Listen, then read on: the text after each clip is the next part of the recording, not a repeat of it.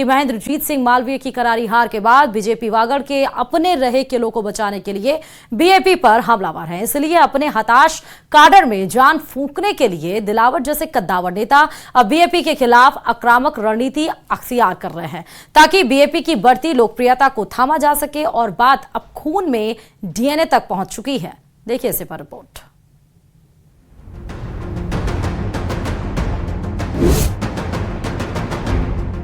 राजस्थान के fire brand शिक्षा मंत्री मदन दिलावर ने भारतीय आदिवासी पार्टी के नेताओं की टिप्पणियों के खिलाफ मोर्चा खोल दिया है। दिलावर ने बाप नेताओं द्वारा खुद को हिंदू नहीं माने जाने पर कड़ा ऐतराज जताया है।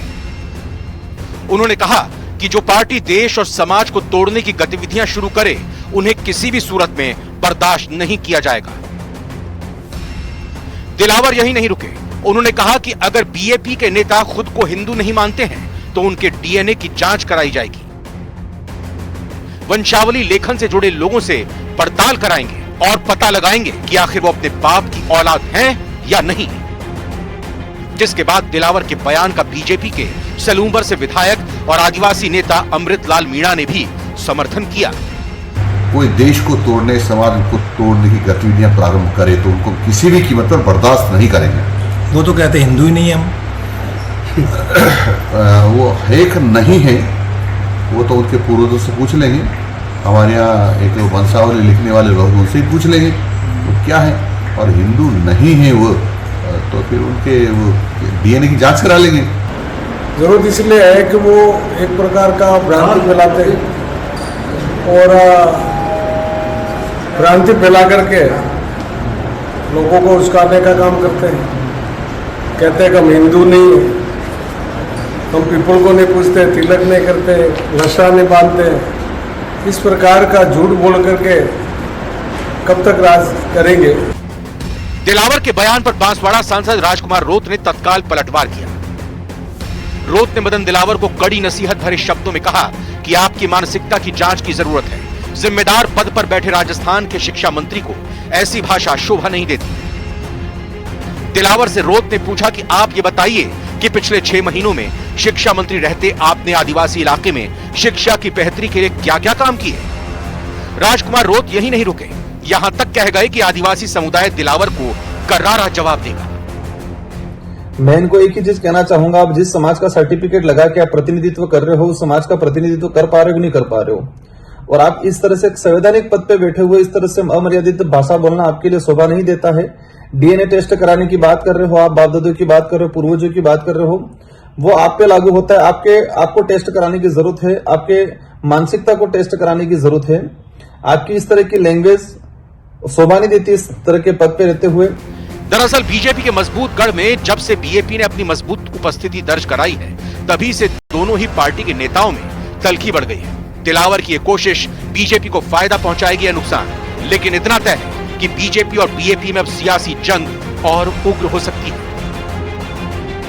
मदन दिलावर का बयान ऐसे वक्त आया है जब बीजेपी को बांसवाड़ा में अब तक की सबसे करारी हार का सामना करना पड़ा है। साथ ही बागीदोरा उपचुनाव में भी पार्टी की बहुत बुरी हार हुई है। ऐसे में बीजेपी अपना खोया हुआ जनाधार हासिल करने के लिए अब फिर से भगवा कार्ड खेलने की तैयारी में है, ताकि उसका खोया हुआ हिंदू वोट बैंक फिर से उसके पाले में आ जाए। इसलिए मदन दिलावर ने बहुत ही सोच समझ कर बयान दिया है, ताकि एक बार फिर से वागड़ में भगवा लहर को कायम किया जा सके।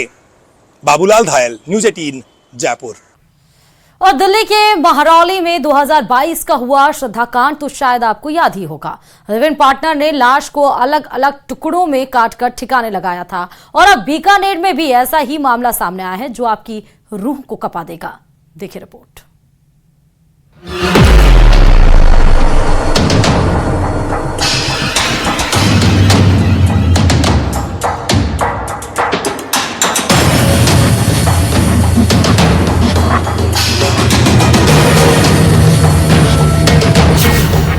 साजिश, हत्या और टुकड़ों में फेंका। पहले सिर धड़ से अलग किया, फिर हाथ काटकर नाले में फेंका। हत्या के बाद टुकड़ों में बांट दी लाश।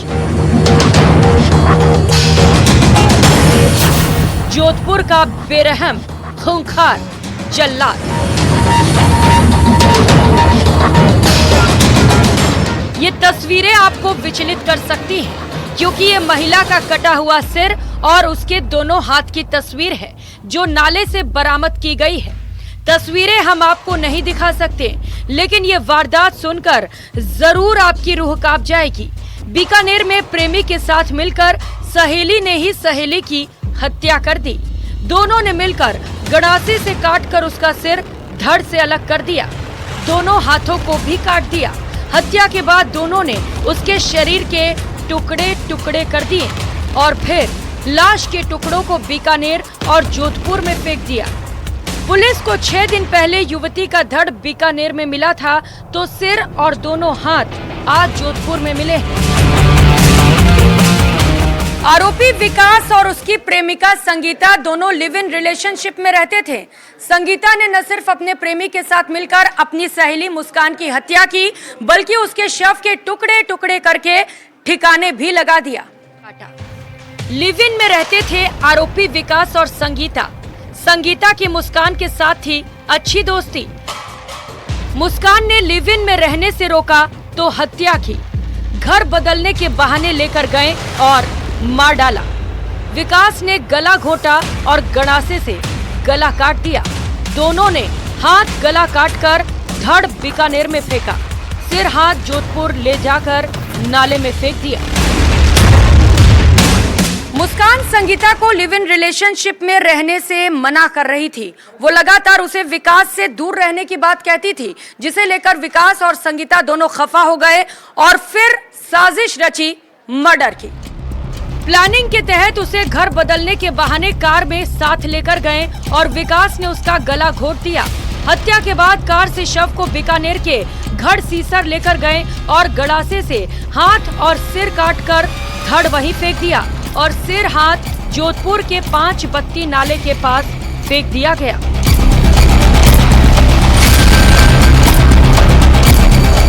अपने एक घर से दूसरे घर विकास और संगीता इसको छोड़ने जा रहे थे। उसके बीच में ये निरंतर मुस्कान जो है उसको बोल रही थी कि मैं तेरे को रहने नहीं दूंगी और इस तरीके का इनकी कोई झड़प हुई।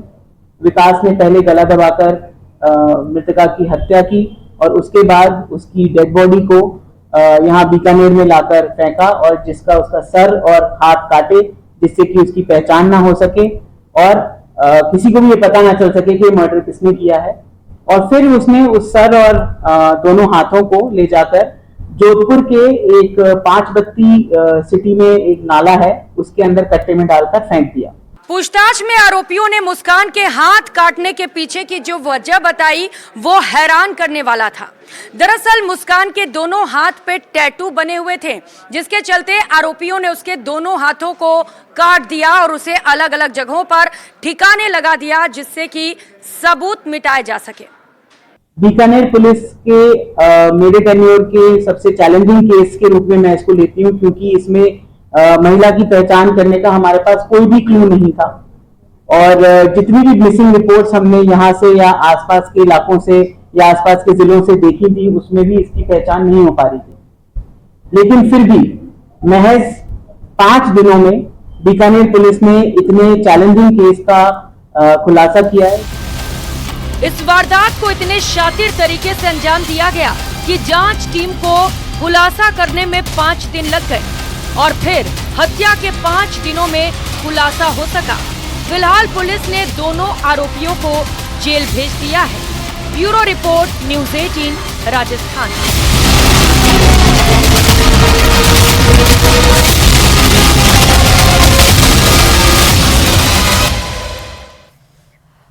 और इस बीच धौलपुर से बड़ी खबर आ रही है जो बताते चले, जहां पर धौलपुर में फास्ट टैग से लोगों को चपत लग रही है। आप ये सुन के हैरान होंगे कि आखिर फास्ट टैग से लोगों को चपत कैसी लग रही है। दरअसल गैराज और घर के अंदर जो कारें खड़ी हैं उससे टोल कट रहे हैं। फास्टैग से टोल की राशि कटने के 2 मामले अभी तक सामने आ चुके हैं। हरदेव नगर निवासी मोहित की कार का टोल कटा है। टोल टैक्स से कई किलोमीटर की दूरी पर उसकी कार खड़ी थी। मोहित की यूपी के बरेठा चौकी बॉर्डर की जजाऊ टोल प्लाजा पर यह टोल कट गया है, जबकि धौलपुर में गैराज में 6 दिन से जो गाड़ी खड़ी है उसका भी टोल कटा है। दूसरे मामले में 18 जून को अशोक की कार का टोल कटा। 90 रुपए की राशि के कटने का मैसेज आया। राष्ट्रीय राजमार्ग प्राधिकरण के अधिकारियों से इस बात की शिकायत भी की गई। पीड़ित का आरोप है कि अधिकारियों ने संतोषपूर्ण जवाब नहीं दिया। तो हैरान कर देने वाला मामला है कि गाड़ी पर लगा फास्टैग जो आपको सहूलियत देता है कि आप टोल प्लाजा पे जब जाएं तो लाइन में ना लगना पड़े, वो सहूलियत अब लोगों के लिए परेशानी बन रही है, क्योंकि गैराज में भी खड़ी कार या टोल प्लाजा से दूर भी खड़ी कार, उसके भी टोल अब कटते हुए नजर आ रहे हैं। और अजमेर से बड़ी खबर है, नाबालिग को डरा धमकाकर ले जाने का मामला आया है सामने अजमेर से, जहां पर पुलिस ने फिलहाल आरोपी को गिरफ्तार कर लिया है। मध्य प्रदेश निवासी अफजल शाह को पुलिस ने गिरफ्तार किया है। नाबालिग को इसने डराया था, फिर धमकाया था, उससे वो शादी करना चाहता था। क्रिश्चियनगंज थाना पुलिस ने आरोपी को गिरफ्तार कर लिया है। कई धाराओं में मुकदमा भी दर्ज कर दिया है। आरोपी के पुराने रिकॉर्ड को भी खंगालने में पुलिस फिलहाल जुट गई है।